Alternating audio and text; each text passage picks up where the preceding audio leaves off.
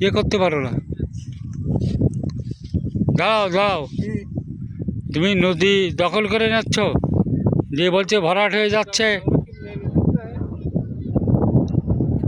দেখেন, আপনারা দেখেন কিভাবে নদী দখল করছে।